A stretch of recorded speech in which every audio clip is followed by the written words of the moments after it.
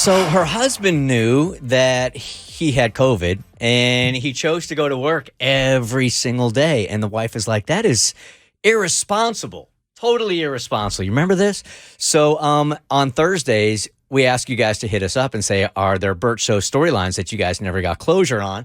And remind us so we can do the homework on it. We can get closure also. And yeah, this is the one about the wife that had to narc on her husband. Yeah, we last got an update exactly 1 month ago. So we're going way back for this one.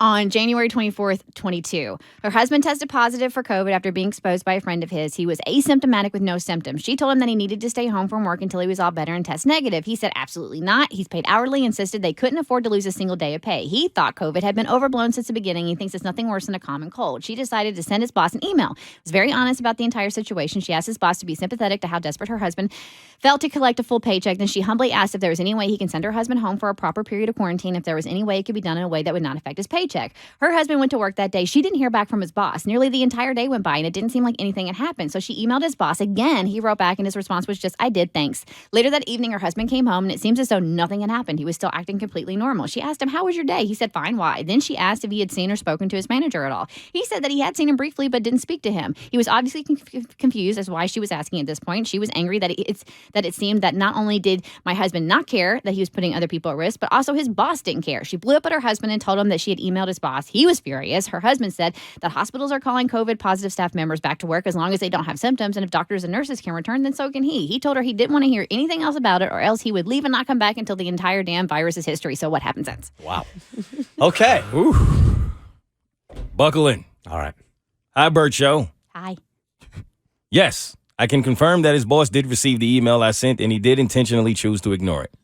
I know this because I was so furious that I emailed him again and insisted on a response. Here was my email to him. Roger, I would like an acknowledgement of my previous email and confirmation that you received it. I had notified you that one of your employees, my husband, had tested positive for COVID and was continuing to work rather than quarantine. As the person responsible for the safety of his employees, I assumed you would want to know about the risk to their health. Please confirm you have received my emails. And this was his response. Received. Obviously, I was furious. Just a simple, quote-unquote, received, with no action on his behalf. So then I wrote, Well, at least he responded. please let me know what action you plan to take to protect the health of your employees. Nah, now she's digging. Is she? He wrote back, nothing. That was it. My response, Roger, that is unacceptable.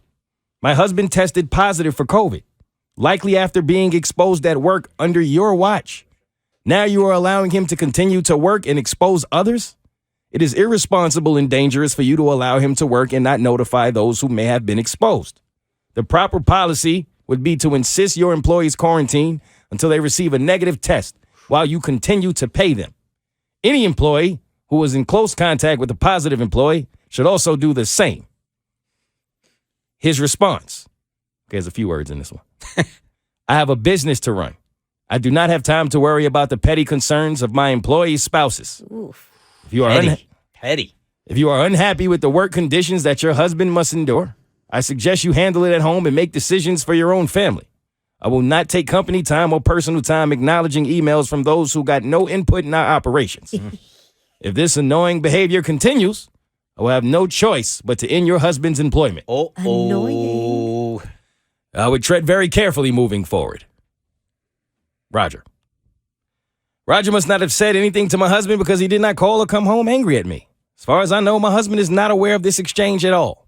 What did happen is that my husband's hours have now been cut back dramatically. And as a result, we are really struggling. I can't help but think this is Roger's retaliation towards me. I had hoped it wasn't and that we'd see a return to normal work hours. However, it's been about a month and it hasn't happened. I haven't decided yet if I should tell my husband the real reason for them cutting his hours. My husband had hoped that there was a temporary reason and didn't want to search for another job since he likes it there and thinks they pay well for his position. However, I don't think this is temporary. I will let you know if the situation changes. I'm just trying really hard to control my anger. Well, inevitably, she got what she wanted. So the husband is putting the employees, the coworkers, at less risk because he's there less. But do you say something to him about it?